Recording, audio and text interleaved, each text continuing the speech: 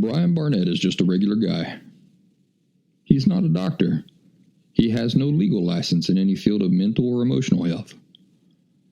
Brian Barnett merely shares the insights he's gained from his personal experiences for anybody who may choose to use such information as he or she personally chooses, while accepting full responsibility for his or her own individual thoughts, feelings, behaviors, and actions. Brian Barnett assumes no responsibility whatsoever for anybody's individual choice to expose himself or herself to any information that Brian Barnett shares, and by listening to this program, you're acknowledging that you, and only you, are responsible for your own thoughts, feelings, and actions. Happy Thursday, everybody. Glad to have you here with me today at The Last Symptom. I'm Brian Barnett, the fella behind this operation. You know, I never in a million years thought that I would one day be doing this sort of work, but it just sort of evolved. You know, it kind of chose me. You see, I had borderline personality disorder for at least 35 years, completely unaware. When my life collapsed from the unsustainable effects of the disorder, I was forced into a position, completely against my will, really, where I first had to identify the disorder and then become an authority on it.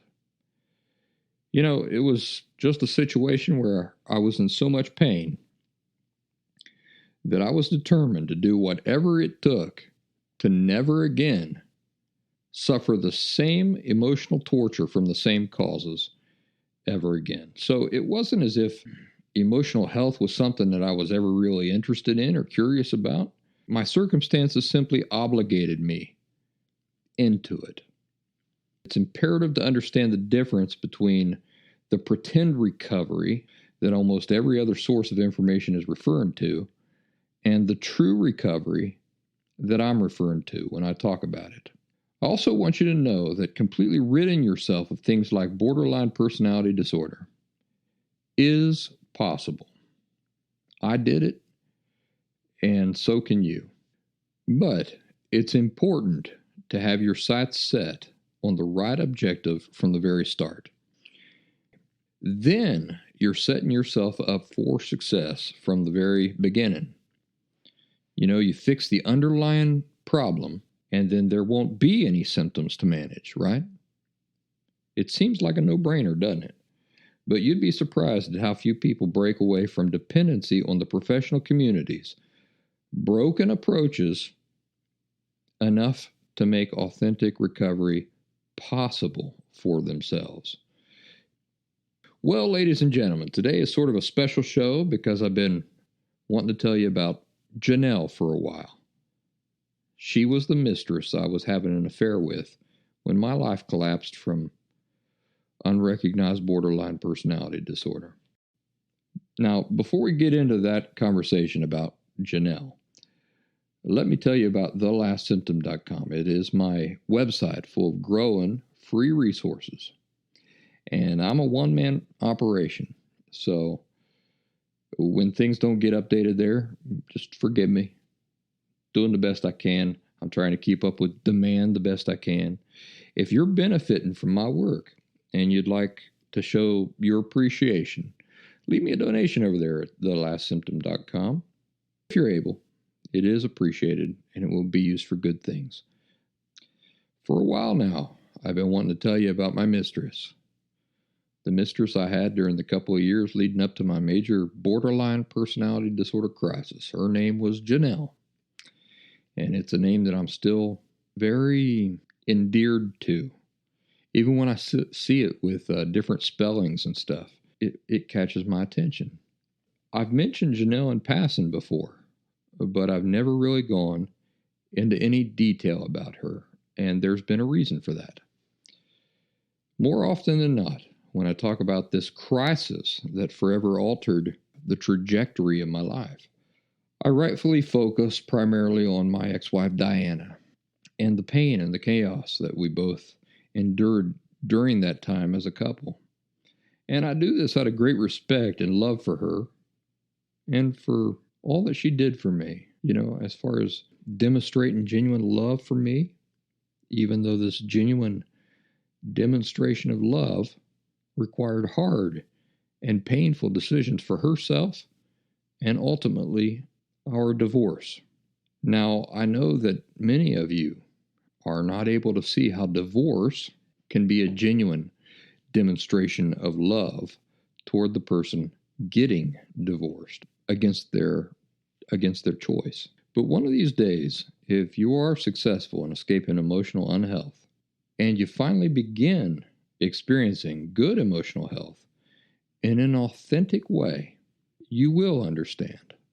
And you'll especially understand if your escape from emotional unhealth happens in part thanks to the self-sacrifice and wisdom and resoluteness of somebody holding you to concrete boundaries and consequences.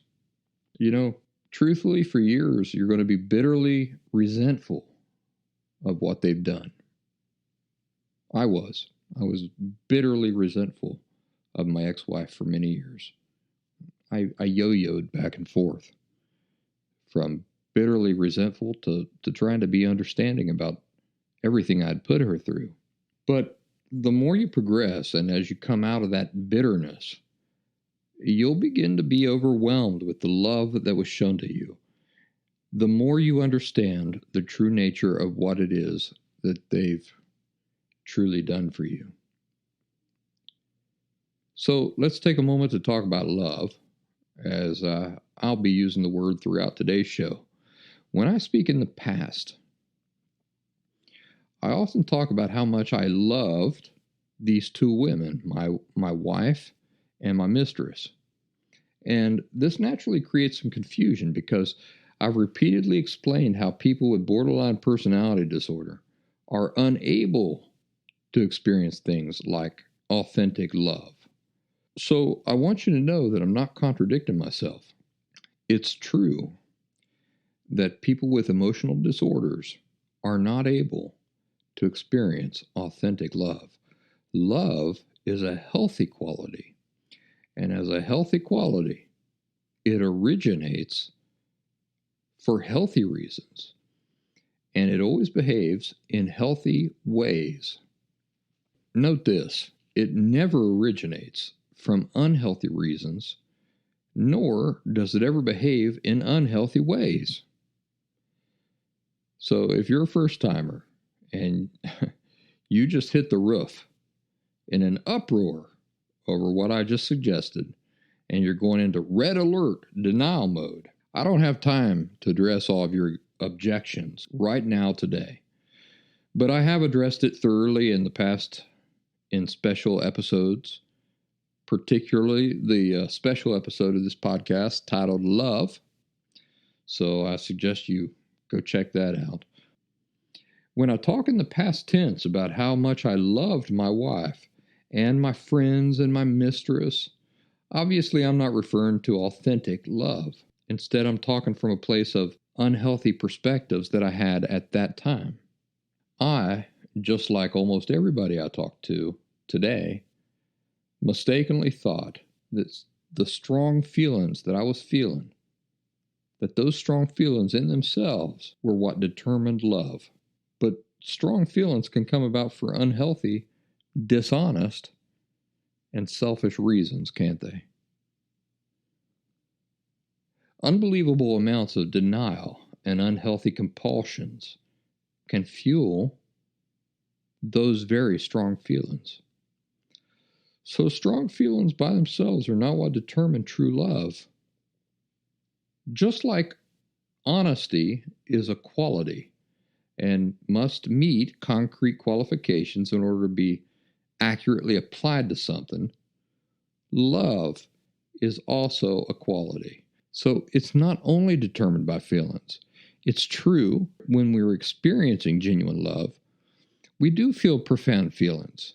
But the quality of love, it has to fit certain characteristics all the time. Otherwise, it's not love. Our feelings are not what determine honesty And our feelings are also not what determine love. But the point here is that when I talk about loving these women in the past, I'm not implying that I was experiencing authentic love for them. Then, I'm going back to that period of time in my life, and I'm speaking to you from that perspective. So I'm not saying that the love that I felt for them was authentic. I'm talking to you from my perspectives at that time. When I speak about loving them today, if I say today that I love those people, I am referring to literal love because I've changed and my perspectives are different. And I've had much time to reflect on these people, their qualities, and all that they did for me and so on. So hopefully that clears up any confusion just waiting to happen. Back to Janelle. This is timely because I kid you not, I happened across her online just yesterday, completely unintentionally. Literally yesterday, I was just doing my business online and she come up. Well, you know how it is in today's modern world. It's almost impossible to lose people. Technology has a way of figuring out people you knew or know and have thrown them right in your face. I still get notices every couple of weeks urging me to connect with my ex-brother-in-law on LinkedIn, believe it or not. And that's probably the worst idea of all time. So no thanks. There was Janelle. She popped up on my screen, looking as beautiful as ever, with her 6'5", I'm guessing, masculine husband with the perfect hair. There was her 2 perfect children that looked like they were created in a laboratory specifically for the purpose of modeling Gap clothes. A boy and a girl. The girl's older. And I thought about that for a while. Do you know how many couples hope for and wish for one girl and one boy, and they try and try and try, and that never happens? And in these pictures, the 4 of them are dressed in designer clothes and standing in front of a sunset, in front of some mountains, and staring into each other's eyes lovingly, and they're laughing. They're so happy. Let's just say that her life looks like it's going really, really well. And I'll be honest with you, my heart felt a tremendously sharp pain. Let's go back in time a bit and let me tell you how Janelle and I first met. I had been on medical staff as a Spanish interpreter for a particular hospital for many years. And one day, I looked at my schedule and I saw that I had an appointment up on the traumatic brain injury floor, which sort of made me grimace because that floor was always the hardest for me, linguistically speaking. For an interpreter, being up on the traumatic brain injury floor is hard in the same way that it's hard to interpret for folks who have mental illnesses. You might not know this, but no matter how cool you are as an interpreter, we rely heavily on context. So there's no interpreter anywhere who knows every single word that the patient is going to say. What we do is we use context.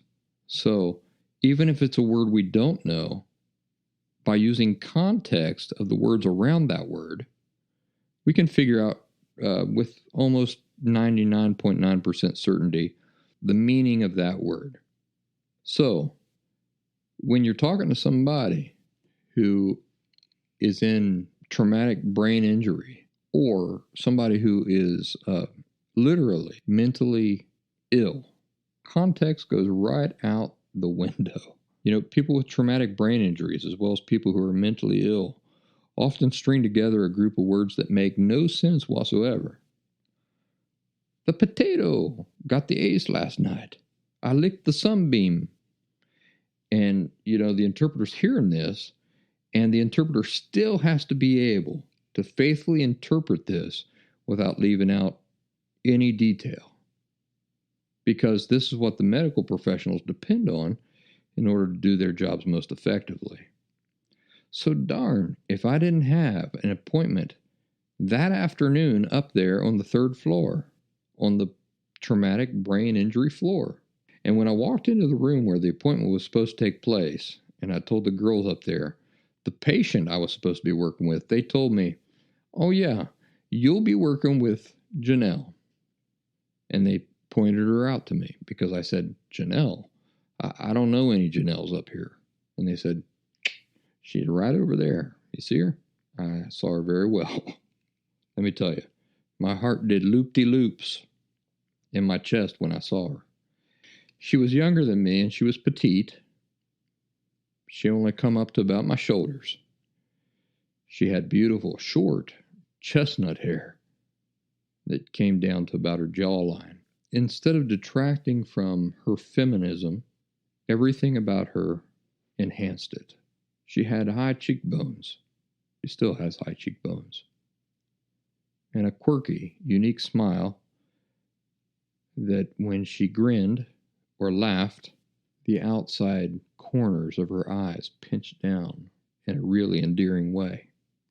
And then I introduced myself, and she spoke to me, and her voice was exactly perfect. It was like having honey poured over my head. Suddenly, I was no longer disappointed about having to work up on the 3rd floor. Janelle and I worked very closely together with this traumatic brain injury patient that I was there for that day, who was an inpatient. And we usually worked together twice a day, every day for about 3 months. So, as you can imagine, we got to know each other pretty well. One memory I have from that very first day that we met is that at one point, Janelle had to go over to some cabinets to get some things to bring back to the table where we were working. As she walked over to the cabinet and back, she bounced. That's what I remember. She bounced. She had this flirty bounce to her, like she was so full of life, so much positive energy to her. The feelings did not lessen the more time I spent with her. I was married, and I really liked my wife. I really liked the life we had. I really liked my in-laws. I liked everything that we had built together. I even liked my brother-in-law. But this was just a very difficult situation because I had powerful feelings for her. And apparently she felt the same way, working together every day for so much time. And it just kept getting more and more difficult. Now, the story gets a bit convoluted here because I had a buddy who was also an occupational therapist, and he worked down on another floor. And about a month and a half of working with Janelle every single day, Janelle's feelings and my feelings had been, exploding greater heights every day. This Russian Israeli guy come up to me and let's call him Fred because I don't feel comfortable giving away his real name. Somebody could hear this in the future and they could put 2 and 2 together, and I don't want that to happen. But I want to give enough details to paint the accurate picture of what actually happened. So we'll just call him Fred. And Fred comes up to me and he says, "Hey, can I ask you to do me a favor?" And I said, "Sure, anything you ask." He says, "Well, do you ever work with a cute girl upstairs on the 3rd floor?" Of course, the first person I thought about was Janelle. And he said, "The next time you see Janelle, can you ask her if she's wearing a pendant on her neck?" Oh boy, what was this now? I didn't know what to say. I didn't know that he and Janelle had any history at all. So when I saw Janelle, I asked her about Fred, and she told me that she had broken up with him shortly after she had started working with me. because she said that things had never been right with Fred. And she felt positive that things were happening between her and me. Well, that night, Janelle and we finished up work at the hospital at about the same time. I don't even remember the details of how this happened. We ended up in my pickup truck, and one thing led to another, and before I knew it, she was on my lap. Some of you know how this goes. At first, my brain said, just a kiss, just a kiss. I just want to know what that's like. And then I'll stop. And then I got the kiss. And not even a nuclear explosion could have separated me from that kiss. And then I thought, I just want to touch her body. And then I'll stop this and I'll apologize for it. But once I got that touch, my fever was screaming through the roof. And Janelle was taking her pants off, all without breaking the kiss or leaving my hands empty, which seems impossible in the cab of a pickup truck. But it's amazing what can be accomplished in the throes of passion. Then she had her pants off, and I thought, dear God, I just want to feel her against me, that's all. Then Janelle did a little hip wiggle, and like magic, there was just no fumbling at all. That was pretty impressive. Well, what can I say? It was good. It was really good. All of it was just so good. When it was over, I went into panic and shame mode. And frankly, this early into things, I was thinking about my wife, and my brain went into all these really worst case scenarios. I thought, what if she gets pregnant? I really hadn't thought this through. Also, it occurred to me that I now had to face Fred. I got to try to remember to tell you the ending of the Fred story. Fred viewed me as a trusted friend. And at this point, he was asking me these questions about Janelle. He had no idea that I, the guy he liked and trusted, the very guy he's coming to ask questions about this girl, has had an ongoing relationship with this girl for quite a while. What a mess. Well, Janelle and I went on like this for a little while.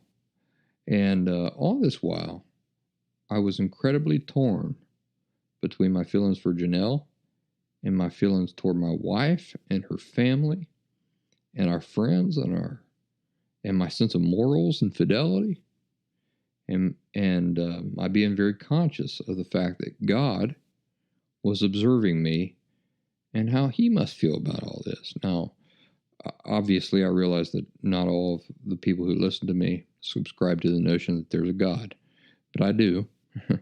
So this was a real consideration for me. And I was thinking, I'm being observed through this. How am I going to pass this test? Well, obviously I didn't. Let me tell you, during this period of time, the moral considerations were really tearing me apart. At the beginning of this experience, moral considerations were just overwhelming me. After this experience, moral considerations were the last thing on my mind at all. I couldn't have cared less.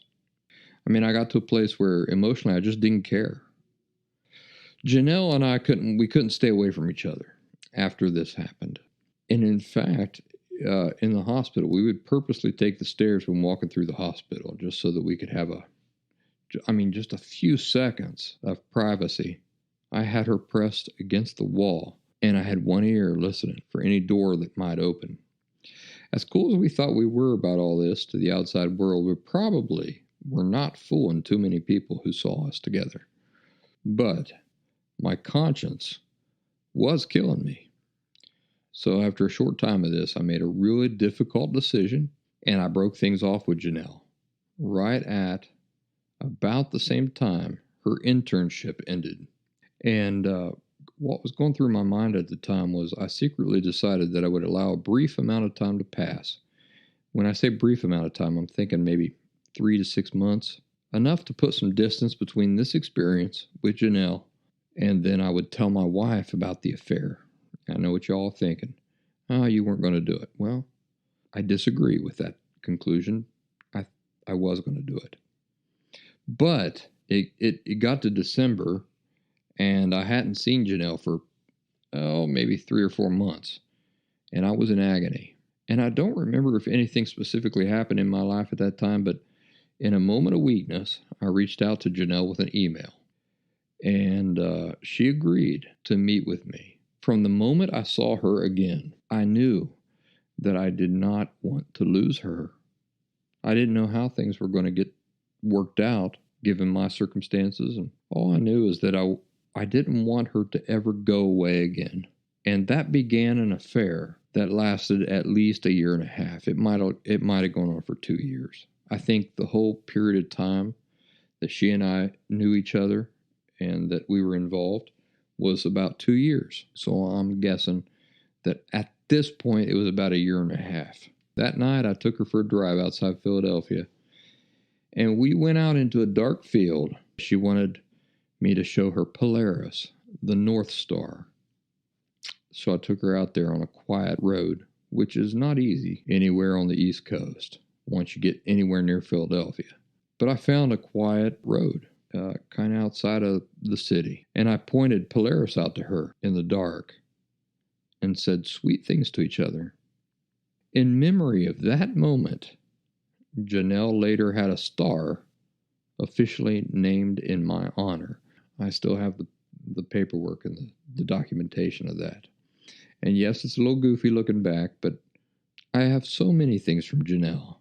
Nearly 2 years of emails. While I was preparing this episode of the show, I pulled some of those old emails up to see if there was anything I could share that would paint a picture of our relationship. And you know that it's not easy for me. I purposely don't look at those pictures, and I purposely don't read those old emails, but I save them because they represent a real part of my life experience that I might one day want to go through. Even today, it's very painful for me. Here's a snippet that I sort of pulled out at random. From May 23rd, 2010, Janelle wrote, "I loved our time at the cabin. I frequently replay in my mind the dinner table, the walk to the lake, and the ridiculous amount of lovemaking that went on. It's all so good, and it warms my soul to know that I've gotten to share these things with you, and that there will be so many more of these moments in the future. I'm so thankful for all of our time together, and I'm ecstatic to know that you replay these things over and over in your mind as frequently as I do. I love our time together, and I'm sorry that I can't keep my hands off of you. Not really. I love you, and I will love you until the end of time." Our first real time away together was to backpack the Loyalsock Loop in a very remote area of the mountains of Pennsylvania. In fact, it's so remote that the name of the local park nearby is called World's End. That trip broke my heart because we had never spent any real time together, and I thought, well, this is it. We'll go out and we'll do this trip for 6 or 7 days, and she'll get tired of me, and this whole thing will unravel, and then I at least won't have to try to figure out what to do about this predicament. But instead, we never got tired of each other. Every single moment was beautiful. In fact, not in all the time that I was with Janelle did we ever get into a real argument. Our voices never raised. We never yelled at each other. We were always in a good mood together for the most part, and walking on clouds. One particularly special memory I have with Janelle that I want to share with you is that on one backpacking trip together, I got lost. We ended up completely turned around and not being able to figure out where we were going on the map. To keep Janelle calm, I told her not to worry, that we would just keep going. We had plenty of days set aside for this, and all we had to do was find a road and we'd be fine. So we hiked completely without any direction for about 2 days. I had us going on a set course, and what I mean by that is that we didn't know where this course was going to end up, but I did have us on a set course. I had picked something like okay, let's go east, and we were going east. And one night, at the end of a long day, we stopped on the wedge of a mountaintop, and I set up camp for us. It was very remote, and that night we had an amazing fire.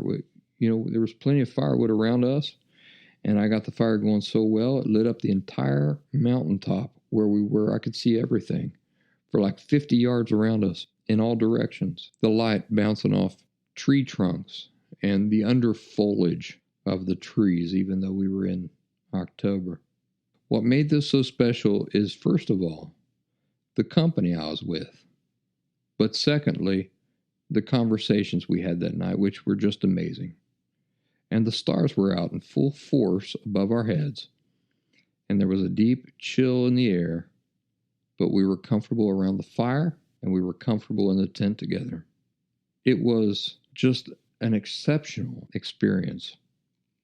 Because we were on a wedge, we got to watch the sun set from this side, and then in the morning when we woke up, we turned and we saw the sunrise come up from the opposite side of this mountain wedge. And my dog Bradbury, who was lying right over there, was a puppy at the time. And I had him tied to my belt loop when I went to sleep that night.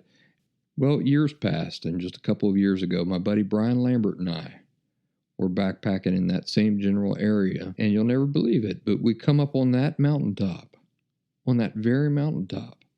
And as soon as I saw it, the memory of being there with Janelle come rushing right back at me.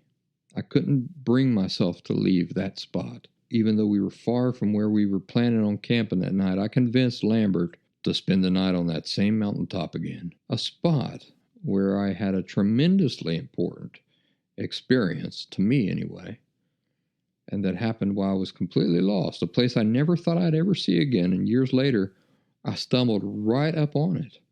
You have no idea how pleased I was and how pleased I continue to be over that. As far as sex goes, we couldn't keep our hands off each other. When we first started seeing each other, I insisted on using some type of birth control. So we went out and we bought a jumbo box of condoms. Well, we blew through a bunch of those in no time.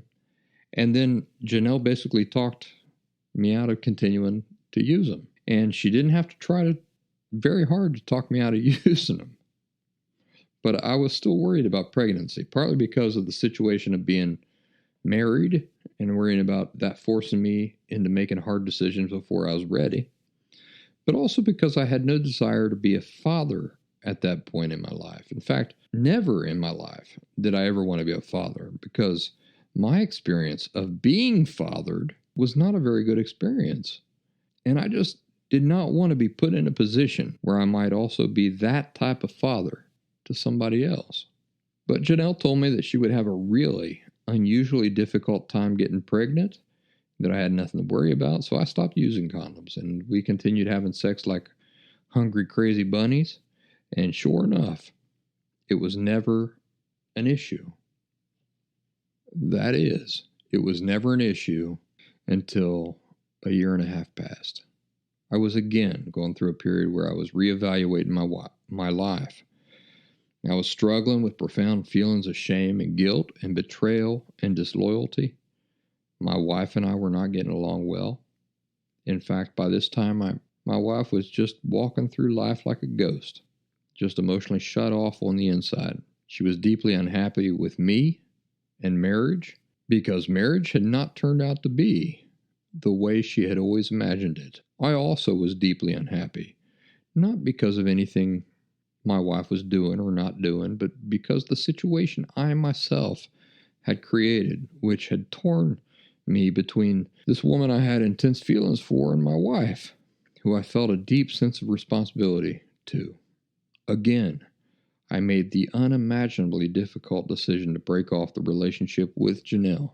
And she might have suspected I was trying to work myself up to it, just because, in the past, I had gotten melancholy and withdrawn in the lead up to these sorts of conversations. Even so, it was incredibly difficult, and there were a lot of tears on both of our parts. and pleading and me looking for any other alternative to this decision, but not seeing one. The way I saw it, it didn't matter how I felt. I had already made commitments to my wife, and I felt like I needed to do my very best to honor those commitments. That in order to put all this right, it had to be done this way. In order for me to ever repair my conscience, I had to choose my wife. Then at some point, I had to tell her the truth.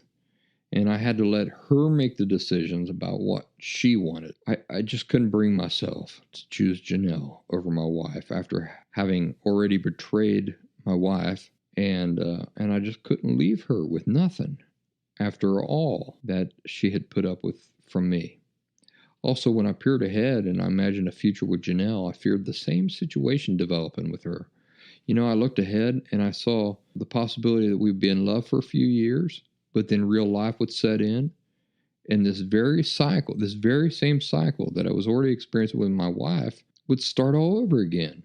Only this time, maybe instead of just me having an affair, maybe both of us would be having our own affairs. None of my options that involved leaving my wife seemed very wise to me. Now, having said this, I did not give up my hopes to be with Janelle entirely. But if it were going to happen, I just felt like it had to be because Diana, my wife, made the decision for herself for our relationship to end permanently. It couldn't be because I made that decision. So I secretly considered the real possibility that after some time had passed, and I told my wife, Diana, about this affair, that she'd want a divorce. And given a bit of time after the divorce, Janelle and I might end up together and get married. Notice my thinking at the time. I always feared telling people things right now. It always seemed safer to wait months before telling them, as if this would create some kind of cushion and lessen the fallout. Well, I did it while things were going so well with Janelle, and we were closer to each other than ever before. I broke off the relationship, and it was excruciating, brother. It was excruciating for both of us. I mean, I felt like a gutted fish. At the same time, I felt very optimistic about my marriage. I went straight into trying to be the husband I felt my wife deserved, and I really tried to turn things around. We had one final, truly great week together, my wife and I, and that was when I got the call from Janelle. She was pregnant. Of course she was. She was pregnant, and I was the father. I know what y'all are thinking. You're thinking that this is just too coincidental and that Janelle had to have been lying. I admit, I suspected that myself, and even Diana, my wife, suspected that. But Janelle wasn't lying. She really was pregnant, and the baby really was mine. And all of this really was happening at the absolute worst timing. Well, what could I do? Suddenly, I couldn't wait months to tell my wife about the affair, could I? So I sat on the information for a few days, and then one night I sat on the edge of our bed, the bed I shared with my wife, and I told her about Janelle. And I also told her about how Janelle was pregnant with my child. Diana, my wife, looked drained. She didn't scream. She didn't flip out. She just looked deflated. I'll never forget that reaction for the rest of my life. The only thing she said after a moment of digesting this information was, "Why would you do this?" She had her hands on her hips, and she turned from me as if she couldn't even bear to look at me. Do you know what I felt? I felt nothing. I felt nothing at all. I was totally disconnected. I knew that pretty much everything was out of my hands now. And I was sort of a man who was completely numbed inside, just observing what was playing out. I honestly don't know how else to describe it. I was like a disembodied spirit, just observing what was going to happen next. Well, my wife, Diana, asked me to move out, and within days I was in my own apartment in Jenkintown, Pennsylvania. That first night, I had terrible dreams, nightmares really, and I began tumbling into severe depression from that very first night on. I was scared about the future. I didn't know what was around the corner or what my life was going to look like. My marriage was hanging together by a thread. My wife hadn't said anything about divorce. She had only determined at that point that she wanted us to be separated for a while. You know, looking back at this, it was the perfect time for me to keep my nose clean and do everything right. And if I had, it might have taken a while, but I'm pretty certain my wife would have taken me back if I had demonstrated real remorse. But remember, at this point, I had no idea I'd been living with borderline personality disorder. So, what I did instead, in order to distract myself from these uncomfortable feelings and uncertainties that I was now being inundated with, was that I began having woman after woman after woman over to my apartment. And I just did everything I could think of to drink and screw these troubles away. I foolishly thought I could keep it secret. I thought I could numb myself out to all my problems with these sorts of distractions, you know, alcohol and girls, and that it wouldn't somehow get back to my wife or to Janelle. Of course, during this time, I was also regularly checking up on Janelle and, seeing how the pregnancy was going. You know, it was very hard for me, but I tried to make her feel like whatever happened, I'd try to be a good father. But at the same time, I was caught in limbo because my wife had not yet ended our marriage or even made a firm decision about whether she was going to end our marriage or not. And you remember the moral predicament I'd set up for myself. I could only be with Janelle if my wife chose to end the marriage. I couldn't choose to do it for myself. Also, whatever my wife asked of me to do during that time, I did it. This was with the exception of not screwing other women. I was doing tons of that. But I didn't want her to know I was doing tons of that. Do you know that my wife continued coming over and gathering my laundry and doing my laundry for me up until the very day that our divorce was finalized? That's true. Up until the very day that our divorce was legally finalized. She did that for me. There are so many good things about both of these women, both Diane and Janelle, that are just unbelievable and good.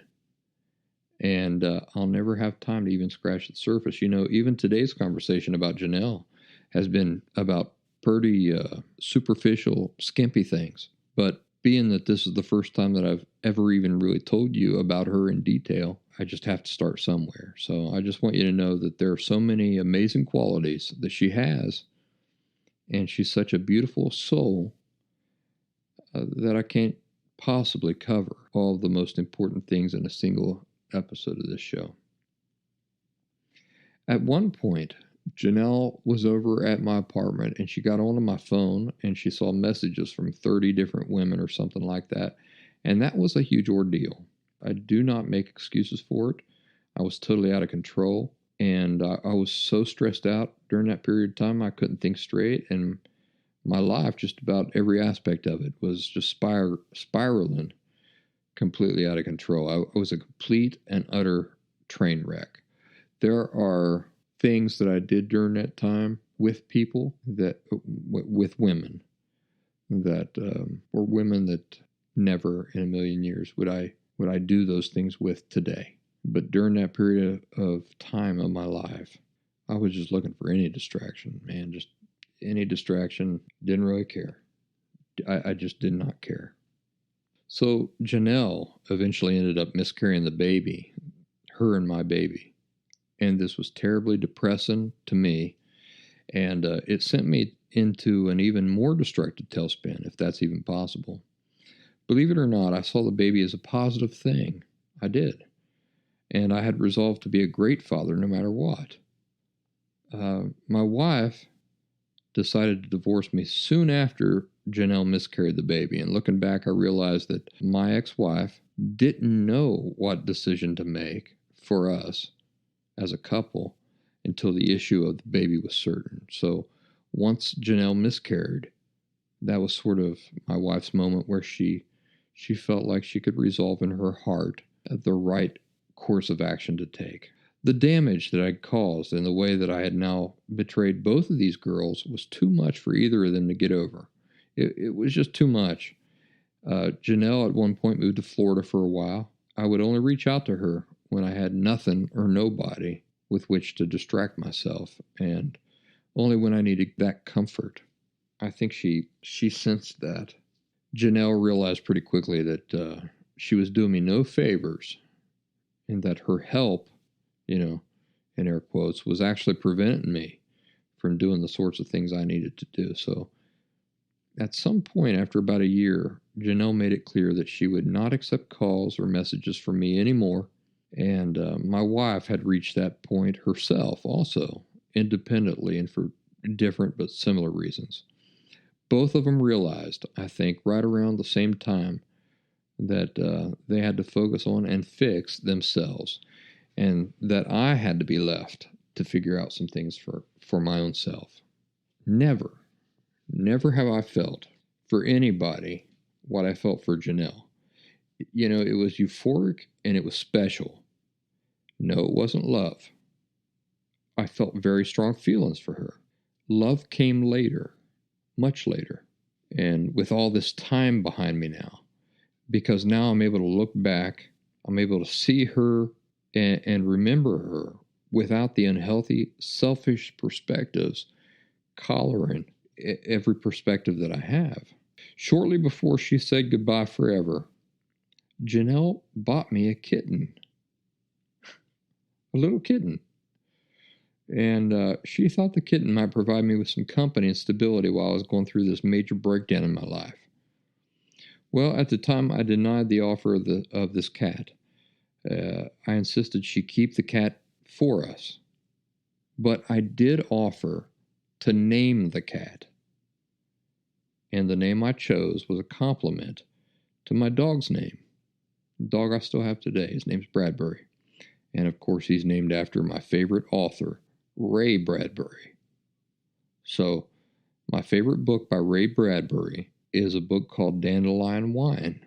But instead of naming Janelle's cat Dandelion Wine, I prophetically named her cat after the title to the sequel to Dandelion Wine. The sequel to Dandelion Wine is called Farewell Summer. Farewell is what I named the cat. And Janelle took that name and the cat with her. I often wonder if that cat, Farewell, is still with her. I have no way of knowing. It would bring me comfort if Farewell is still with her. Like, a part of me is still there with her as well.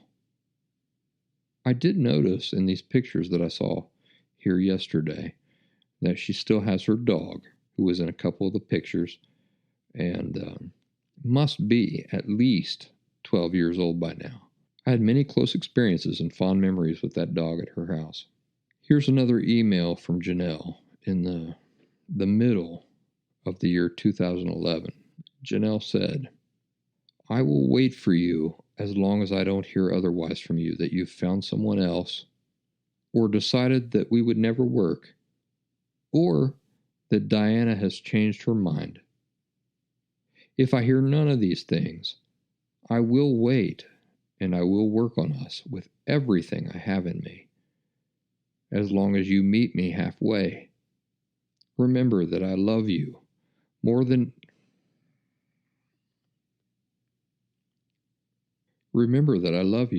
anything, and I want to forever with you. I don't want to share you with anyone anymore. And it would be a lot of work to regain my trust. I know you can do it. I know I want it. I just don't know if you really want it. Please take care of yourself and transform into the healthiest Brian ever. I love you to Polaris and back. I will love you forever and ever. Janelle.